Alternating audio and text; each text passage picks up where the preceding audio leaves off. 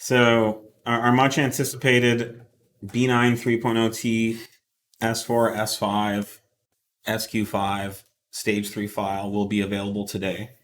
It's not on the website right now. We're currently updating product pages, but we figured since we're doing the live and it's going to be on the site today, let's just let you guys know about it. Yes, if you have any questions, start rattling them off. We'll try and hit them as we're talking about it here. So we'll just go over. Looks like there are already some questions. Yeah. We're just going to go over the basics real quick, and then this information will be available on the product page again this afternoon. So initially today we will be making available Stage 3 tunes calibrated for the TTE710 turbo. We will be making available ECU and TCU tunes. The ECU and TCUs will both be named Stage 3 files.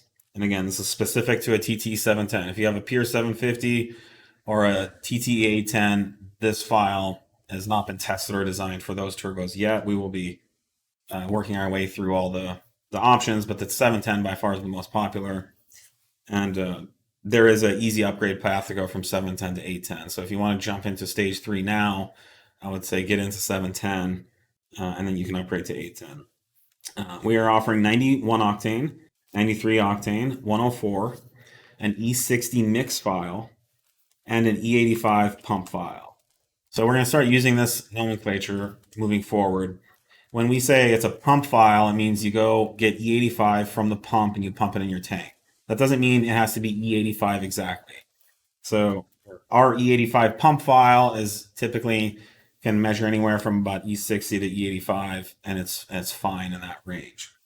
Our E60 mix file is a file that you mix down to E60, and that allows the fuel system to deliver the most fuel. The E60 file is the most powerful file that we're offering. And I think we're saying you need to be kind of E55 to E60. You got to be pretty close on that one, yeah. And you don't have to be exactly E60.0, but if you're like E58, that's great. E57, you get the idea.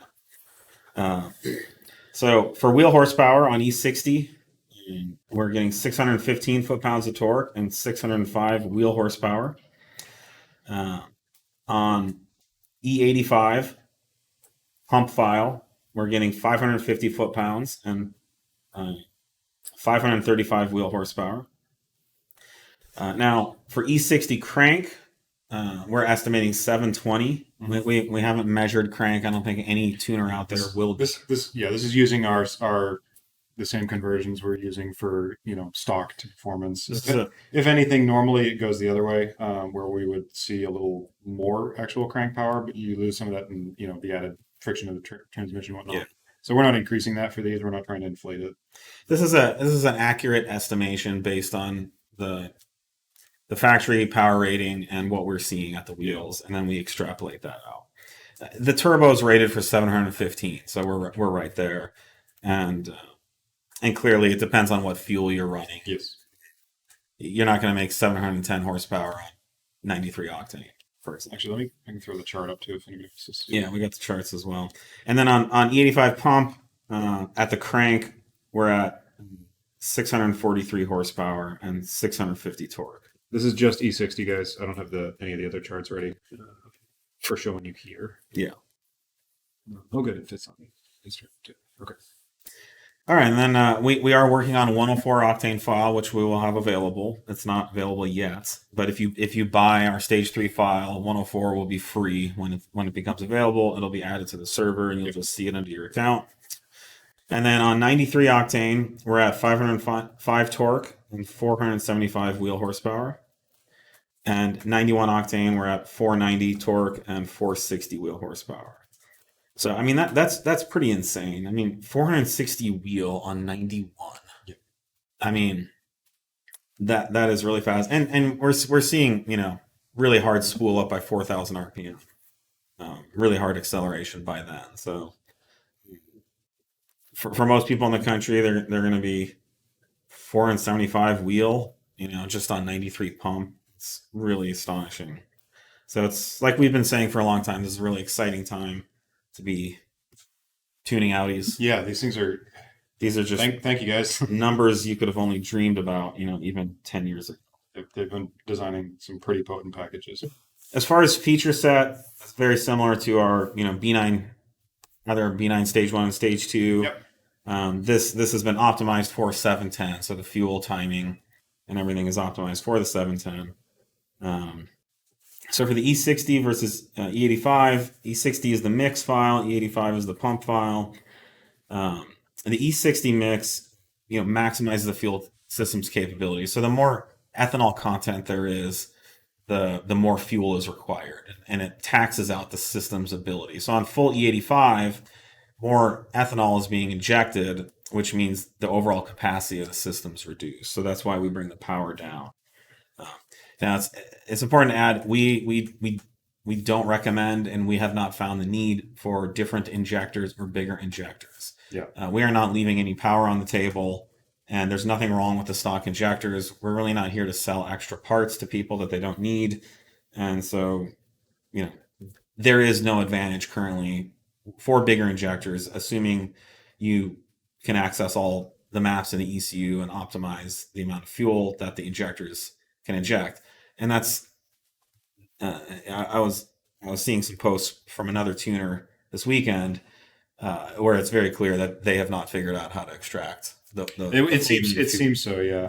So there are some, I don't want to call them tricks, but they're technical tuning and calibration actions that need to be taken to fully optimize and maximize the stock fuel system's capabilities. Yeah, what we're seeing right now is we're basically out of, we're at the limit of what the turbo can reasonably provide. Yeah. So we don't have the need to run more than that, obviously. This is definitely at the limit of the turbo. No one's going to come out with a file that makes 50 more horsepower. Yeah, we do. Did you speak to? We are going to require the 4-bar map sensor. That's primarily to give you a good amount of headroom. That is needed, right? Because of the boost levels that are being run. We're not running 4-bar. We're not running 4-bar or 3-bar boost. It's there for to give you a range of measurable pressure over what we're targeting. We feature optimized launch control, which launches between 3,500 and 3,700 RPM. So as far as required hardware, these are all the hardware components you need to have on the engine to produce our rated advertised power numbers safely. You're going to need a good intake. Specifically, we recommend 034 intakes, or X34 or P34. Could any other aftermarket intake suffice? Possibly. I know there's some pretty bad ones out there, so use your best judgment. But just because you have an aftermarket intake doesn't mean you have enough flow to make these filter numbers. Falls off in the engine bay, like was recently posted on questions. That's fine. That's good. Yeah. So yes, as far as intake, and hardware, we recommend the 034 product ecosystem, which is all tested and holistically designed as a one performing unit. I know it seems really weird. Yeah, we do recommend it. We do. So the upgraded inlet. Not a lot of good options out there for that, right? There's one offer that would be suitable. Yeah. Yeah. Okay. This isn't a required. It is. Well, I guess in order to install the turbo, you need something. Yeah. Yeah. Okay. If you have a inlet on your car already, then you have it, but you will need some type of inlet to accommodate the bigger compressor of the 710 turbo, and then a high flow racing downpipe of some kind. Yeah, for this kind of calibrations, this is marketed for race setups with aftermarket downpipes. We're going to have a stock downpipe file set coming soon. Yeah, and then an intercooler is definitely required. Yes, we recommend the Wagner unit, which again, all our numbers are designed with the Wagner unit. There are some bad intercoolers out there from some 3-letter companies that you're going to want to stay away from. They actually don't flow enough, and they will reduce the performance at this level. So again, just because you have an aftermarket something on doesn't mean it's actually suited to make this level of power, which is ridiculous amount of power. 4-bar map sensor is required. We'll be supplying the OE part number, and also we'll be stocking and selling the part. And this it's not because we're running 4-bar, but we are at the limit of the stock map sensor, and so we want to make sure that regardless of whatever happens with boost, that we're reading what it actually is. Yep.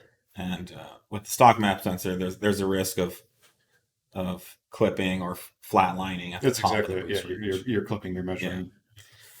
So, and then you are going to need an upgraded high pressure fuel pump. There's been some controversy about this recently. Unfortunately, nobody really uses any kind of like standard to quantify the performance of their high pressure fuel It's pump. such a simple metric. It's I all keep over seeing the these place. companies be like, it'll provide 180 bar. But at what flow? Yeah. Like what? Well, what it's measure is that made at? Like, so that's not a measurement that means anything in this world. It's, you gotta what's the flow increase? What's your basically increase in volume per stroke? All right. So based on our testing and our engineering and development, you need a pump that can flow at least 37% increase in diameter. And so, we're not here to advertise for them, but we'll say that because people really need to know this, that the APR pump and the VIS pump, while the APR pump we've tested, the VIS pump appears to have the same specs as the APR pump, and it should be compatible. We have not tested the VIS pump. We have no experience with the Aura T pump. We reached out to them early on to get some pumps from them, and they said they didn't have enough pumps to send us. And then they later reached out and asked us if we wanted some pumps, and Yeah, I don't think it we was were followed up. we had already moved on to other options. But there is some controversy around that pump, and another tuner has come out and said that it doesn't flow enough. So I would ORT's followed up, and they were getting into it on some of the Facebook groups too. And, But they do have a they smaller. they explained why their piston diameter was smaller, which that's up to them and what they choose for their design considerations. But we and others are using everything we can get out of these larger pistons, and that's going to be required. I think it sounds like there's a viable market for like stage 1, stage 2 applications. Yeah, with that'd be the great. ORT That'd pump. be a great But solution for again, we haven't tested it, but it does appear that pump doesn't flow enough, and there's this idea that you can make up for that with the low pressure side, which is not true. We've got. There's no issue. We've got enough low pressure right now. So I think ORT released a statement, not to get into it, but if you're concerned about having enough flow, for sure APR works. We believe VIS will. We just haven't tested it, but from what we've seen and the specifications of that pump, it does appear that it has the same 37% increase in diameter that the APR has. Okay, so let's talk pricing. So full retail, if you're just coming to us and you don't currently own any of our tuning, is $1,350 for the ECU file. If you currently own our 034 Stage 2, then it's a $400 upgrade. If you currently own our Stage 1 and you'd like to go straight to Stage 3, it's a $500 upgrade. We will continue to offer a 25% switching discount. So if you're on another tuner's calibration and you'd like to jump over to 034, reach out to contact@034Motorsport. We will send you a quote. And again, we include all the octanes. So if you buy Stage 3, you'll get all the octanes that are available now and any future octanes that we come out with as well. We do not charge for octanes. We charge for stages. Now, there will be a TCU tune as well. We are still porting over the TCU tuning. So if you purchase that today, that should be live in your account by the end of the week. If you get the ECU tuning sooner, you can run our Stage 3 ECU tuning with your current Stage 1 or Stage 2 TCU tuning. The Stage 3 is fully optimized to get the most out of the shifting of Stage 3 TCU. The TCU it's of the 710, but it will run on the other TCUs as well, and everything is automatically adjusted for that.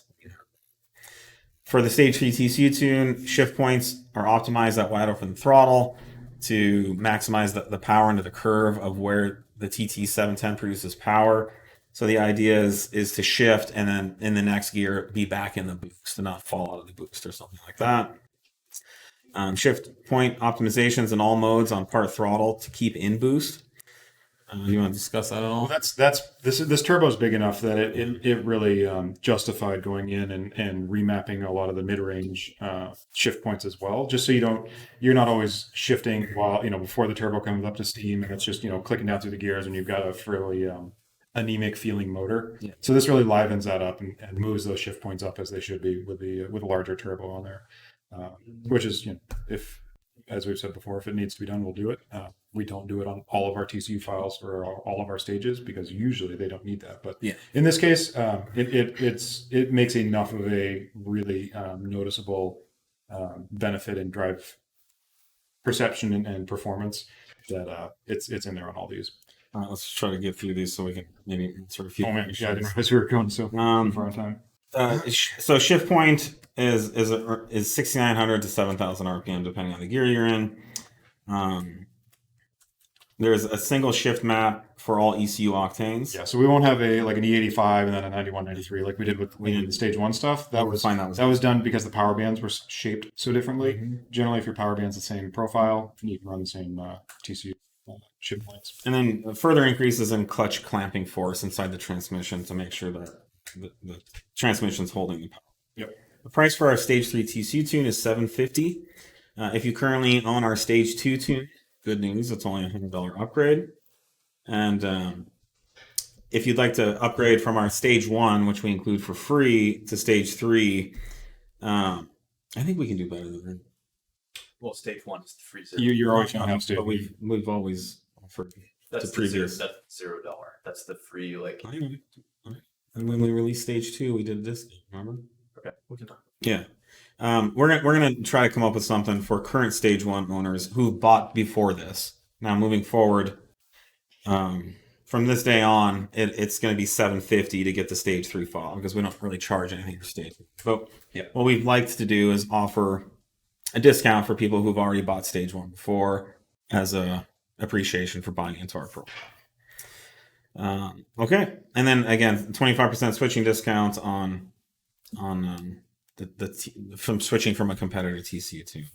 And what we're going to do is, if you currently have bought our Stage 1 file before today, if you got to Stage 1 with our ECU tuning, then it'll be a $550 upgrade. So you'll save $200 for being a valued customer.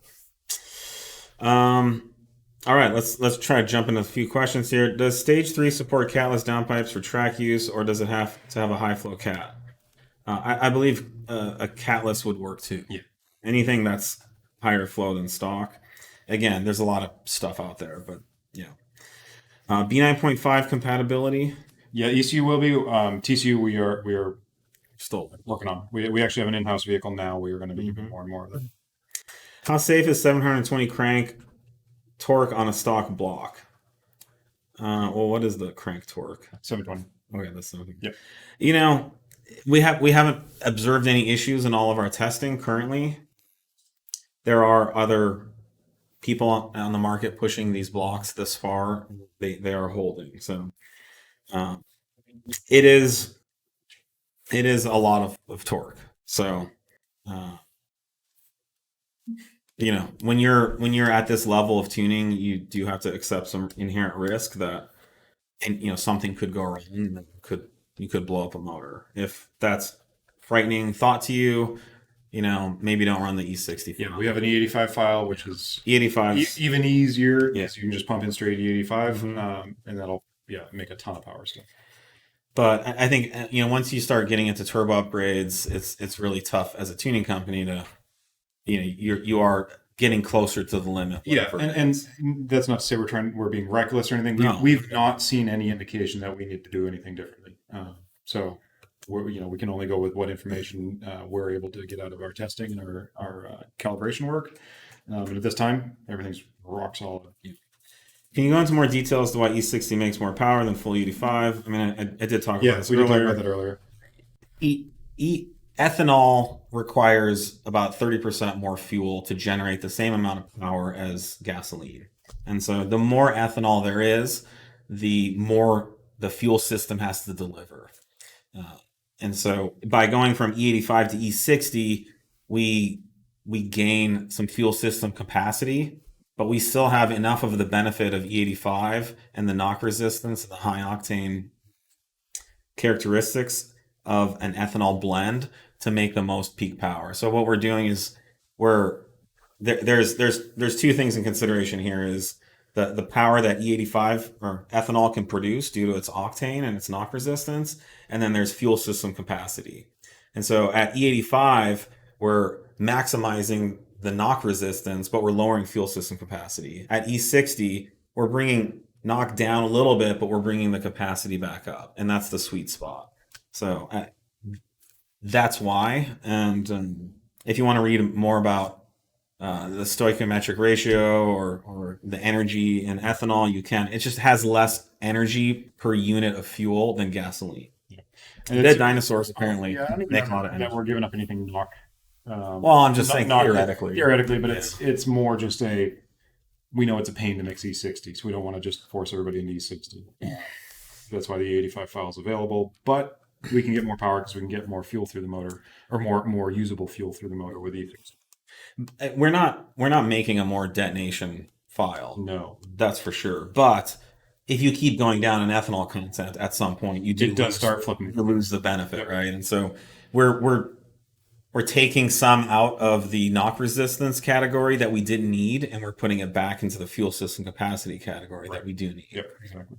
And this is why we're always talking about compromises, and the nuanced solutions is where you always end up from an engineering standpoint. And I'm sure there's some tuner out there that might say, well, we're running full 85, so it has the maximum knock resistance. Like, okay, but you just reduced your fuel system capacity to a point that can't make as much power. So you really need it. Will the Stage 3 S4 B9 map for the UK be delayed, or will it be coming out with the US version? Well, that would be our 104 file, since it didn't have ethanol. Right. Yeah, but the normal octanes and stuff, there's no reason that would be delayed. Yeah. No, they're not. I mean, what we found is they're basically the same. Right? Yep. Yeah, AwesomeGTI is your people over there. Feel free to contact them, and they will have all this later today as well, or tomorrow once it's updated on your site. Flex fuel compatibility. We do not currently offer flex fuel.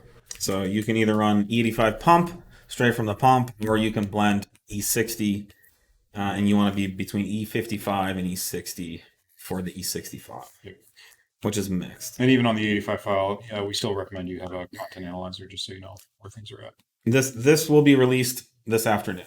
Yep. On our site. So stay tuned. Yes, a couple of people have been asking when will this be released. We will post on all the social medias and send out emails and stuff. Are there plans for a TTE710 tune? Yes, absolutely. We have not run an 810 yet. It's still really new on the market, and we're waiting to get ours from TTE.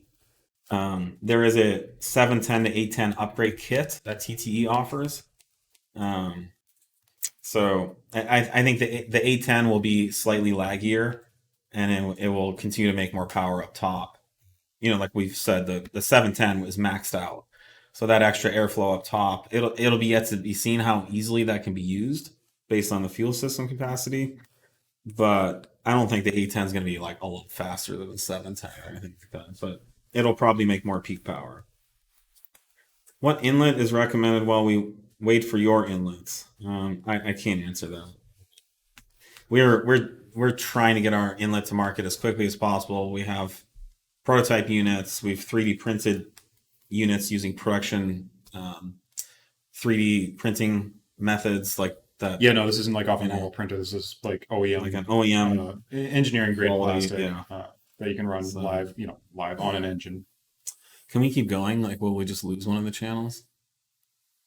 We can keep going. Yeah, I don't know. Instagram gets weird, so we might drop off of Instagram if we keep going. If we do, try to hop over to Facebook or YouTube, but at least we can get all the stuff in. Yeah, we're trying to keep it record. Any possibility of feature of in-car map switching without the computer. Not right now. This is something we will consider in the future. We have discussed this quite a bit. If we can put engineering resources towards something, putting it towards map switching just brings the least amount of benefit to the customer base versus new tunes and calibrations like what we're doing here. You can easily switch tunes with a laptop and Wi-Fi and a battery tender. Yeah. So And I mean, I'll be frank. Like the map switching part of things is generally like a 40-second process map for the when you're going between octanes. So battery tenders generally not needed. We say it is just to be safe, but if your battery doesn't last 40 seconds, it's problems. will there be TurboSystems Stage 2 or Stage 3 support? Possibly. I mean, we will support anything that people are buying and using. I haven't heard of anyone running those yet, but I mean, I'm sure people are running them. Yeah, So there's a similar question. put in your requests. Earlier that came up was like, why is everybody on the TTE bandwagon? Well, I mean, it's a good turbo that a bunch of people have already bought. So that's TTE you're seeing more of that right now. TTE makes very good turbos. They have good reliability. They have a great reputation. They make the power, and that's what everyone's bought so far. I mean, majority of people. So, do you fit the hardware then load file, or can you load the file and take the motor to a garage to install hardware? I mean, there's no reason you can't just load the file at the garage. Yeah, or you can also drive. I mean, you can drive this thing fine on a stock file too. I mean, it'll. Yeah. You know, the hardware's. Yeah, you can drive it from the garage home and then flash it. Just limp it along. Don't go wide. Yeah, I mean the one catch though is you will be on a 4-bar map sensor, so that will have to be matched to the file you're running. So. So then it would be better to flash after the hardware. You have, yeah. I mean, once you get the 4-bar map, and you have to have the correct calibration for it. So I don't see why you wouldn't do it at the shop. yeah, If they have Wi-Fi. If they can install a turbo kit, they can flash the file to these. Get your cable, get your laptop, have them hook it up to a battery charger. Yep. Will you do an E30 file for US for us in the UK? Do they have E30 there? I don't know why we'd do that over the E60 file. If you can do E30, then I guess we'd ask why can't you do E60? But as far as I know, that's what I keep hearing is that E85 is not available in the UK. It's Freedom Fuel. If there's ethanol, what will happen if I pair your Stage 3 ECU and TCU tune with all supporting Stage 3 parts, but use the Garrett G35-900 turbo? This is entirely a different turbo with a very different profile boost control. So no, we are not going to say that's going to work at all how you want it to. We don't know what would happen. We don't know because it also depends entirely on what the turbine is, what the exhaust setup to it is. This is designed for the TTE710. It's not designed for anything else. It's not a big turbo tune. It's a TTE710 tune. Happens to be a big turbo. Yep. What would happen if I mix 104 octane with E85 to get E60? Good things. It's a great. I mean, you've got a great mix of fuel in the motor. You're going to be out some money. Yeah. But no, you don't need to do that. All of our mixed fuels are designed for pump fuel, so 91, 93, whatever you have available. But yeah, it's going to increase the basically the base octane rating of the whole mixture. So that's never a bad thing generally. It can get a little harder to light off if you go really high in octane. So you can actually get misfires and things if you go way high octane stuff. We used to run like 130 octane stuff from in our old ATQ, and that thing would be grumpy sometimes if it was cold. Yeah. Oh yeah. The A8C. Yep. It would barely light off, especially when it was cold. Yep. But I mean, that's you. With 104, that's probably not going to be an issue. You have to watch what 104 you are putting in, though. That's another thing. Some of it is oxygenated. So if you're running like Sunoco GT260 Plus, or I think MS109 is to an extent as well, it's what's called an oxygenated fuel, which means your fuel demand increases on that fuel as well. So that's something to keep in mind as you're potentially, putting further demand on your fuel system. Someone's asking if we have any quarter mile data to back up the power figures. We do, and we have, and we're working on getting more. Yeah, we'll get more runs. This tune definitely is making the power. It's very fast. going to the track and actually getting the times, or going to Mexico as it may be, is more of the challenge. But the tune makes the power, and we will release more information like we always do. So if you're concerned about jumping on based on that, we just with the help of a customer reset the B8 3.0T world record. We hold lots of world records for the B9 3.0T platform already, and we do go out. So yeah, no, I mean we will, and we always put our money where our mouth is when it comes to that. Reason for wanting an E-blend in the UK is it is available, but it's €4 per liter, more expensive than desired. Isn't that really cheap? No, liter. No, I know, but how much is gas per liter? For Over there, over there, I don't know. 4 liters is a gallon, so that's €16 for a gallon, just about. No, I know, but I didn't think gasoline was much cheaper than €4. I'm familiar with liters, dude. Going to elementary school. It takes me to figure out, sure. I don't know. That still seems pretty cheap, for based on what fuel costs in the UK. Yeah, $4,000 turbo hardware. Yeah, we're talking. It's and race fuels. It can't be any cheaper. No. Race fuel must be substantially more. I mean, you've got to get the octane, level in there, somehow. It still sounds like ethanol is pretty cheap, but if you'd like to send more information, I'd be interested in. But I mean, paying a little bit of a premium for fuel it's not kind of how it works. Yeah, it's a tough thing to I don't want to say skimp on, but it's kind of got to pay what you got to pay to run it. Well, and then also E30 is just it's not enough. Yeah. You want to be closer to E60. All right, we're talking about that knock resistance level. By the time you get down to E30, you've lost a lot of that. All right, any more? It's plans to support other turbos. Yes. We've said repeatedly we're going to support big turbo that people are using. There's Oh, I'm sorry. I thought that was the other. There's currently we have plans to do pure 750 turbo and TTE710. I guess we're taking suggestions for anything else. Is there US 93 octane fuel map for UK 99 raw on fuel? Any reason it would be better to get your 91 octane file over the 93 one? No, from what we've seen, the 93 has been fine on the 98 and up raw fuels. Yeah. So you should be okay. We talk about that on our product pages. Yeah, it's tough. We have to pick like a standard to put up. Because similar box codes can be used in multiple regions around the world with different different pump listing standards. So. If you're concerned about it at all, you can certainly run 91. Yep. There's no harm in going lower. You just don't want to ever go higher than what your tune is. So. All right. Anything else? That's all. Yep. We're really excited to see what customers do with these tunes. It'll be fun to see the fast times people run. This is a whole new level of power that I don't think the market has really seen. I mean, even on the DAZA side, it's certainly there's way bigger power numbers than this, but to get it this easily, it's pretty achievable here. It's pretty awesome. So cool. Was there anything else? There's one other question To know track testing. Yeah, so they're asking if a T710 or an A10 would be better on like a track like COTA. We don't know. We don't have that direct testing. We haven't tested the A10 itself yet, so we will let you guys know once we have more of that info.